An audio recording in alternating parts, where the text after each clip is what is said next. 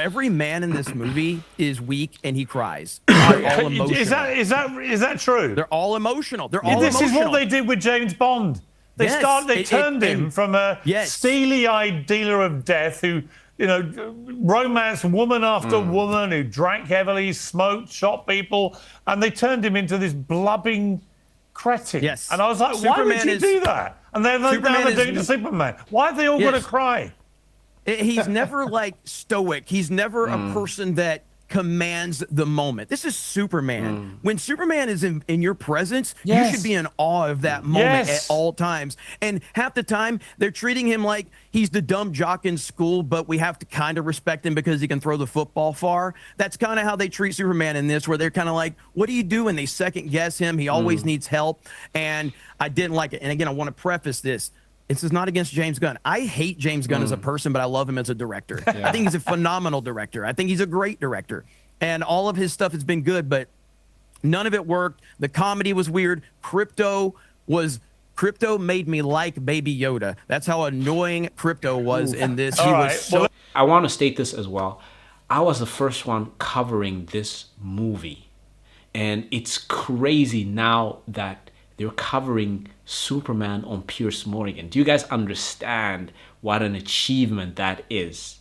Because I was talking about this 2 years back when I was in Thailand, when I was on the beach and I found out that James Gunn was gonna be the head of DC. And I was like so baffled because I was like, why would they get an idiot like James Gunn? And everything is just unraveling just like how I thought it would happen. And it's so crazy because I'm like, now this movie has to make at least 800 million in order to be a successful movie. Because if you count with inflation, because Man of Steel came out in year 2000 and was it 13, and it made 650, dare I say. And now if you adjust it with inflation, this movie has to make at least 800 in order for it to be a success. So I am very, very, very excited, and I've seen what people have been saying about the movie, and it's got people very torn. And that is the problem with James Gunn, because I'm like, it's the director himself, which is very goofy and very corny and very childish. And I think there are a lot of Superman fans which look at the Christopher Reeve Superman and they're like, okay, yeah, that is like how my grandpa was. And there are a lot of Superman fans which look even at Henry Cavill's version of Superman, and a lot of people really like that movie, the Zack Snyder version, of course. I don't want to label myself as a Zack Snyder fanboy. I think that Zack Snyder is very, very good when it comes to his visuals. His dialogue is somewhat wonky, but visually I think he's a very interesting director visually. So I would have wanted to see him maybe direct a Man of Steel sequel with Henry Cavill, but his daughter died, so I understand he had to step away from the whole DC cinematic universe. But yeah, that was a really tragic loss, and my thoughts go out to Zack Snyder. Superman's actually a refugee. Isn't that an immigrant? They're trying to equate those things together, which I think is ridiculous because of the current politicization of that situation. James Gunn is not the kind of guy who's going to put an American flag in his front yard during 4th of July. And that's the kind of guy you need to be to create Superman. I did not like this movie at all. Every man in this movie is weak and he cries. Chris, there is one silver lining here, which I think you touched on. Dresses, short skirts, high heels, cleavage. Thank you, James Gunn, for that. Hollywood's has been trying to remove masculinity for it seems like the last decade. Once again, it needs to be white boy summer to bring people back to the box office. The new Superman movie has been the subject of intense debate and anticipation, which began more than a year before its release. It could be a make or break moment for the waning dominance of superhero movies and for cinematic blockbusters writ large. Some fans were energized by the prospect of a MAGA Superman when the first trailer was released. Director James Gunn's remarks The Superman is an immigrant, however, prompted Fox News to label it super woke. So is it going to be a classic or kryptonite?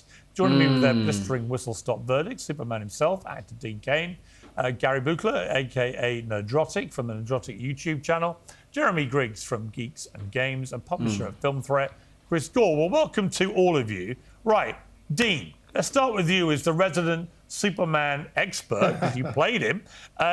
Your view of this new movie? Well, I'm excited for it. First of all, these guys all know more about Superman than I do. I promise you that right now. All geniuses. They've never been Superman. That's the key difference. Yeah. I think Except in their own mirrors. I'm sorry. I'm excited for this film. I was excited to see it. It looked like a lot of fun. James Gunn had a lot of humor in that original Guardians of the Galaxy. I was excited for it. I still am excited for it. But, you know, the idea they start talking politics and Superman is an immigrant. Superman's actually a refugee and was adopted and assimilated into American culture tremendously well. And so that's a little bit different than Isn't that an immigrant? No.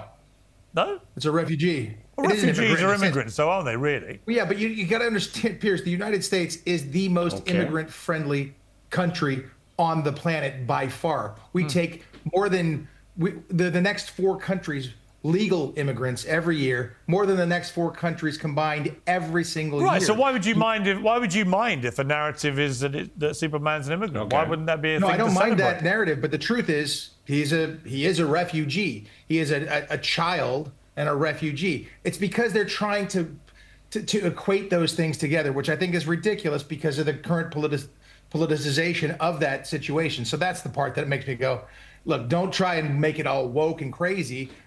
Keep that character as, you know, the way I like him is truth, justice, and the American way. And I was hoping that would be the case in this film, and I hope it is the case, and I'm still looking forward to it.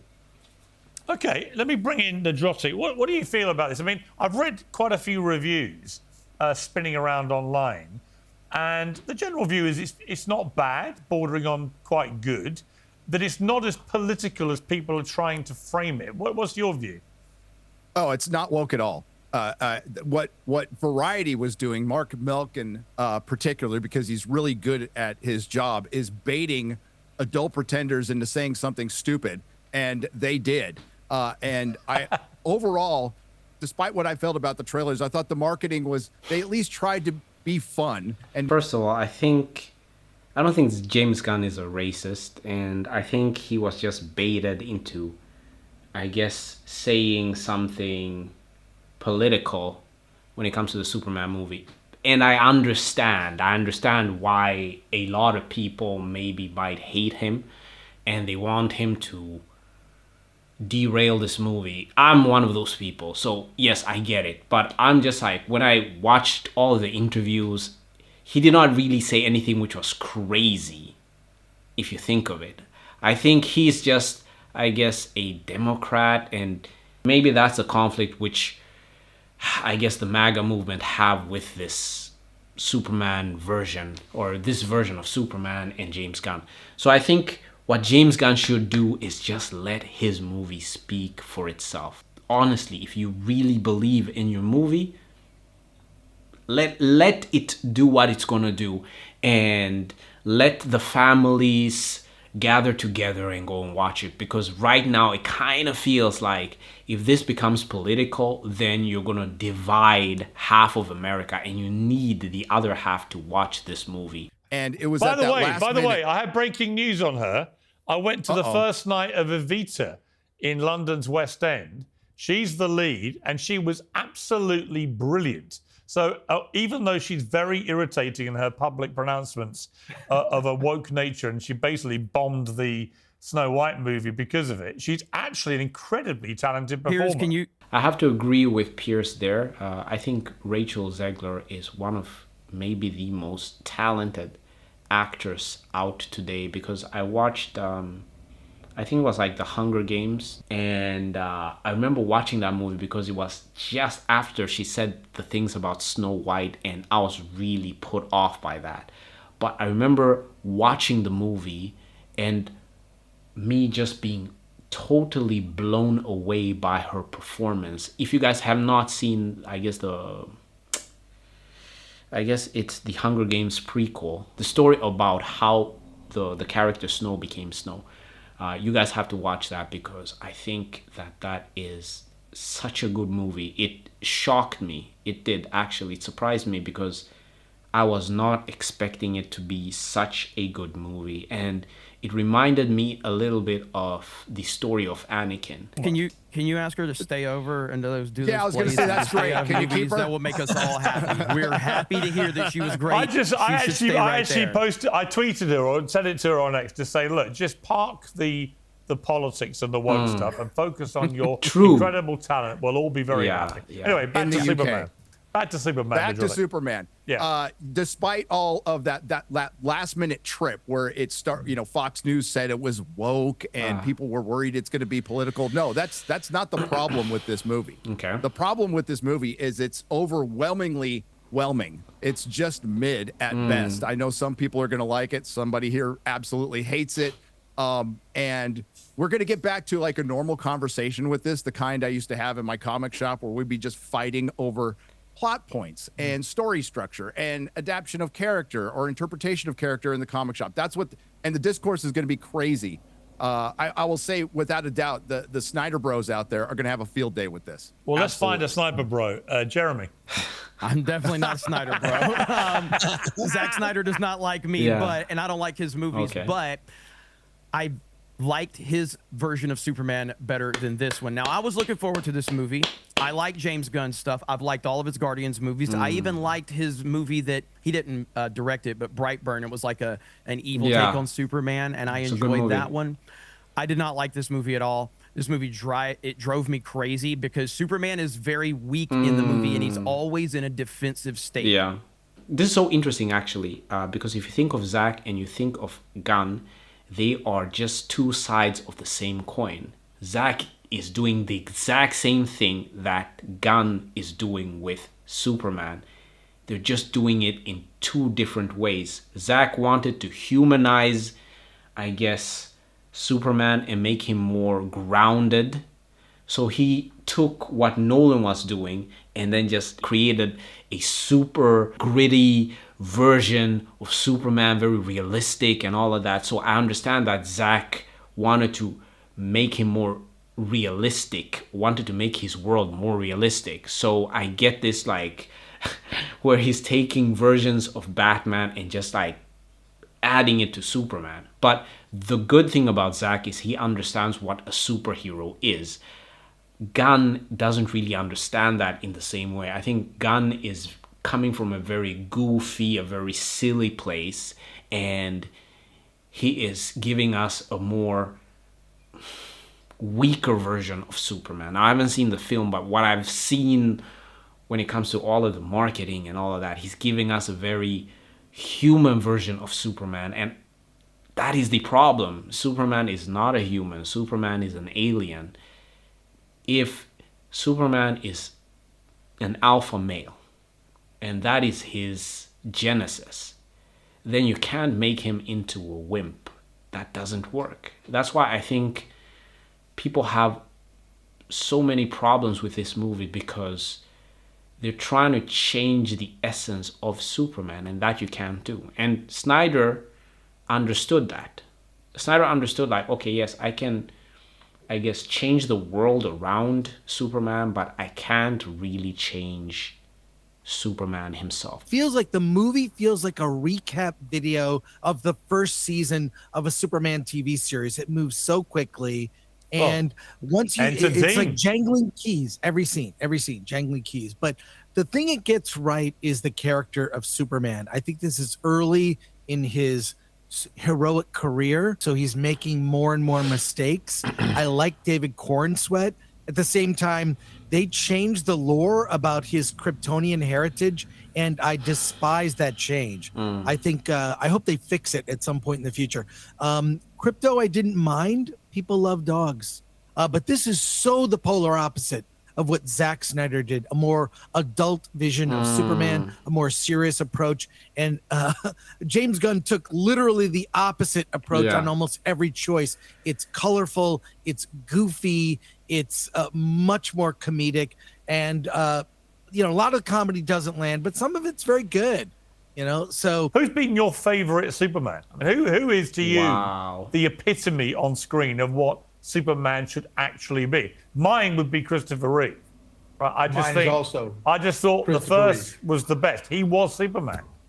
Yeah, no question about it. I remember the movie when it came out. I believed a man could fly. And I had seen the George Reeves show, and I'd seen that. But when I saw Christopher Reeve on screen, when I saw him do that, he became the definitive Superman to me. And even as he went on, I didn't see the last couple of them, but the first few were outstanding. And even when I played Superman, because in my incarnation, Clark Kent was the character and Superman was the disguise. So I just sort of pretended I was Christopher Reeve. And he is my favorite Superman. He's my number. We got Christopher Reeve, which is, he's the all-star Superman. He's one of the greatest of all time. Then we got Cain, and then we got Henry Cavill. Those are my three, at least, favorite. I remember was I maybe 5 years old, watching the Christopher Reeve version of Superman. My dad was a teacher, and he usually used to borrow like DVDs.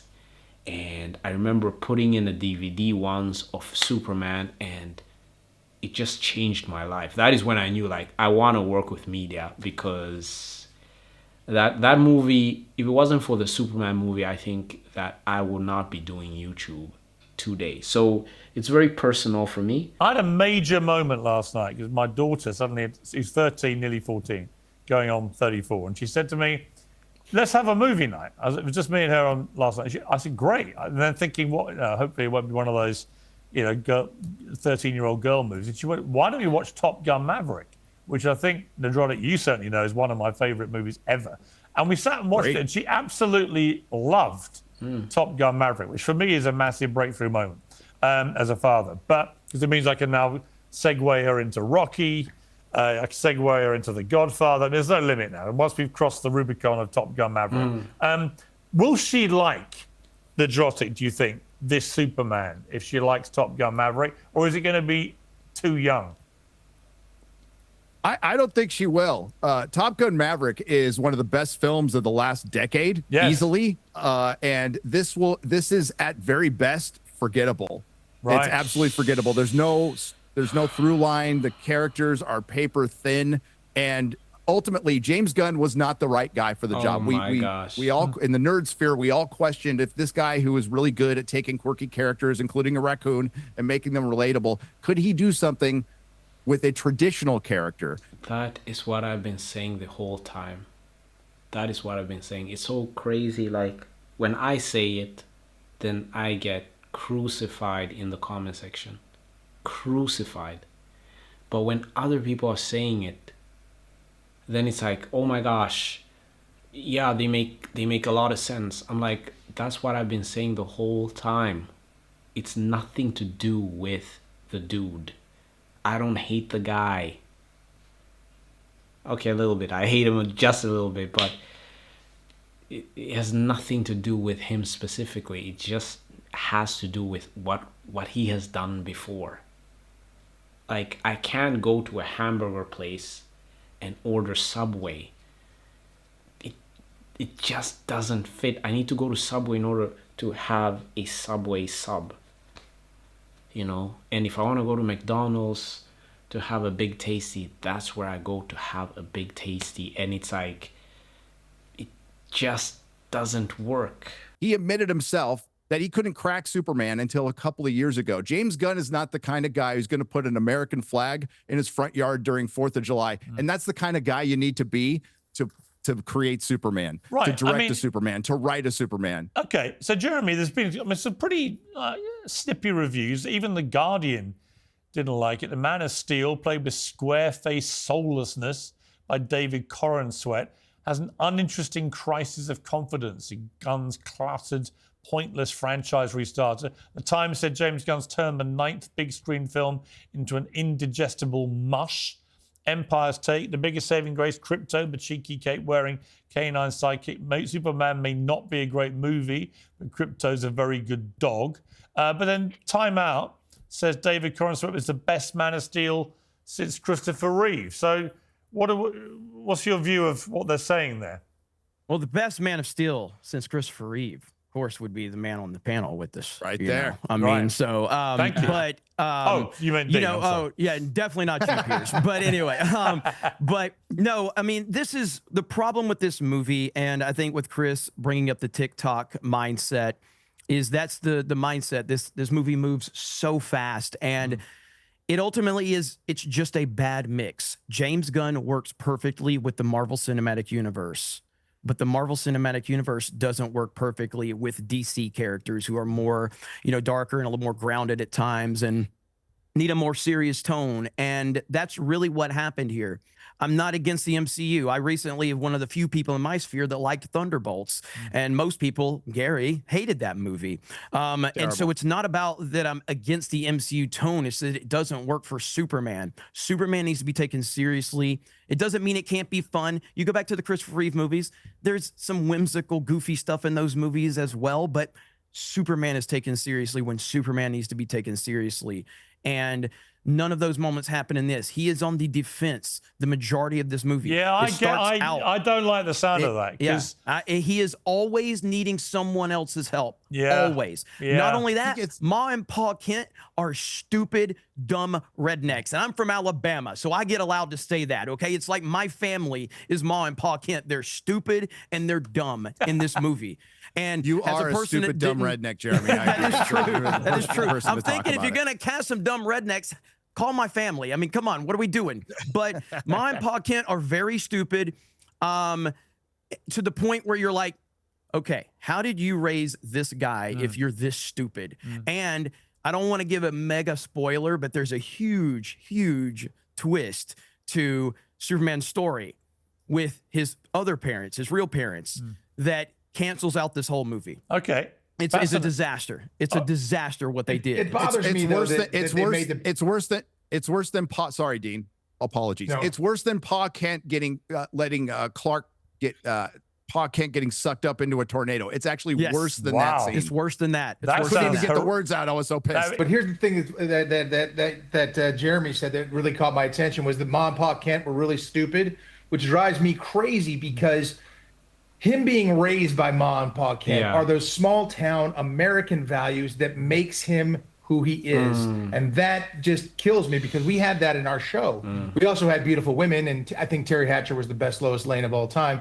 So we were very blessed. But I thought that was so important because in my own life, my dad is a small town farmer from South Dakota, and my most difficult times, I could go to him and he would give me great advice with great morals and great values. At the end of the day, whether James Gunn wants to admit it or not, it's all about the money, how much money it's making, because that's the whole argument, right? Snyder wasn't making enough money for the studio, so that's why we got rid of him, right? That was the whole point. So don't backtrack right now and don't come out with articles saying that if it doesn't make 700 million, then it's still a successful movie. No. It has to surpass Man of Steel. It has to. So look, Nerdrotic, give me a number that makes this movie a hit. What's it got to take?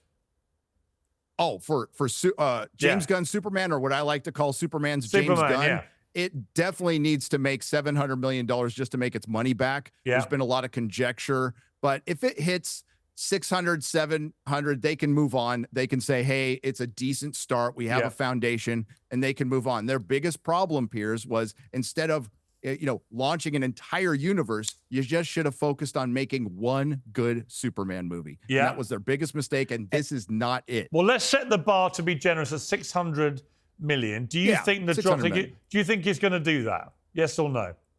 It's a possibility. Because if he doesn't do that, then we can go and get Zack Snyder back, because Zack will probably do way more than you're doing, because you got a world tour. He went all over the world to promote this movie, and he barely made the same as Zack Snyder. Like, that is embarrassing if it doesn't. It's a Piers, possibility. one thing we haven't mentioned this, but like the movie is getting pretty well received overall from the normies, as we call them, the average moviegoers. Yeah, 83% on Rotten Tomatoes, I think. Yeah, And the audience score is like at 95% on Rotten Tomatoes. It's early on, so we always see a huge bump initially. That's a verified audience score. So Jeremy, will it do 600 million? Yes or no? I think it will do 600 based on the fact that the tracking is saying around $200 million worldwide, and it does have good word of mouth from the average moviegoers. I don't think 750 is about as high that I could see this movie doing it. If it does 750, they're going to deem that a success for sure. Okay, yes. Chris, do you think it's going to be a hit or not? Yes, I do think it will be a hit because it's really geared towards kids and families. There'll be a lot of walk-up business. A lot of the estimates are based on pre-sales, reserve tickets. And as we've seen with terrible movies like Minecraft or Super Mario, those movies did really well with walk-up business. People walk up, families, they buy tickets. I think it'll be 700 plus. Okay, and Dean, final word to you. Is it going to be a hit? It has to be because James Gunn and Peter Safran are now the head of DC Studios, and this is their flagship thing. So if it's not, then DC Studios is dead, and maybe Superman will have to get rebirthed again because it must be a hit for them. Okay, that's where I'm gonna end this video, guys. Yes, he's 100% right. This has to be a hit.